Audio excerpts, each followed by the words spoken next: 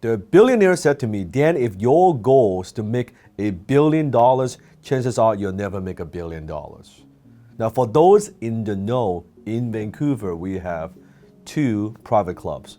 One is called Terminal City Club, and one is called the Vancouver Club. Now, there's a saying in Vancouver, it goes like this. People at Terminal City Club, they run Vancouver. It means we're talking about the presidents, the vice presidents of Vancouver, of big corporations. And the people at Vancouver Club, they own Vancouver. They're the shareholders. They are the family, generational wealth.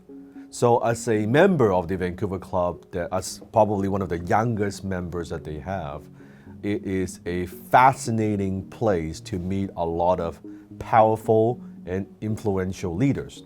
I've met real estate developers and powerful politicians, tycoons, tech entrepreneurs. I've met so many interesting people from the club. And one time, I've had the opportunity to sit down with a local Vancouver billionaire. He is in the real estate business, also is in the financing business. So when I sit down with him as a young guy, I asked him the question, how does one become a billionaire like you? What advice would you have for a young man who is like me, that I'm building my companies, and if you were to do it all over again, what would you do it differently? And I always remember he said to me, you know what, Dan, at first, that's not my goal. I never set out to be a billionaire and put that on my goal list or anything like that.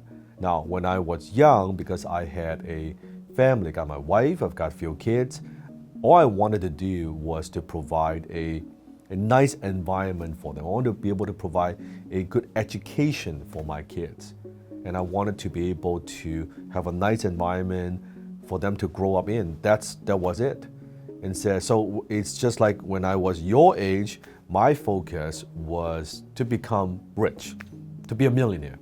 And he said to me that when I hit $1 million, when I become a millionaire, I realized nothing changes that much. It's kind of the same. I still go to work, I eat the same breakfast, and I've got now the nice house, a couple cars, and life is good.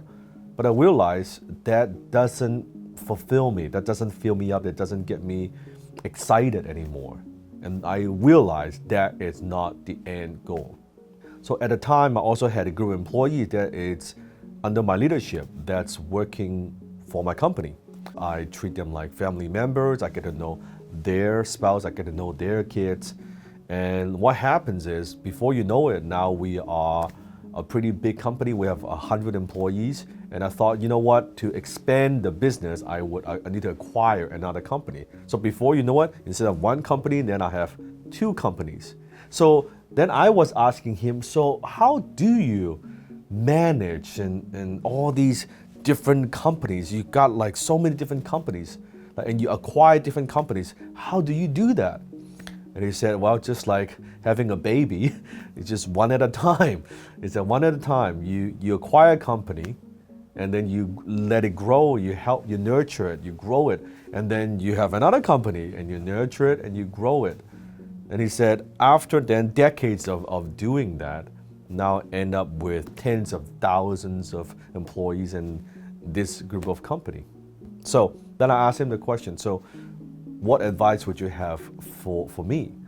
And he said, well, if your goal is to make $1 million, chances are you'll never make $1 million, because that's what is not what is going to get you to $1 million. It's just by focusing on the money. However, if you love what you do, and you love your customers, you love your people, you love your team, and you are willing to make a difference, and you are willing to establish a reputation of being fair in business dealing, right? Of being able to work with people, and people want to come back to you and do business with you. He also said that, when you try to build your business, when you chase other people, when you want to do business with them, when you want to close that deal, it's much easier when they come to you versus you go to them. And the reason they will come to you is because you have a good reputation. If you want to listen to some of these interviews. I am launching a new podcast called The Dan Lok Show, where every single week I'm going to tap into my network, interview some of these successful entrepreneurs, heavy hitters, millionaires, in some cases billionaires, and bring you their wisdoms and their insights.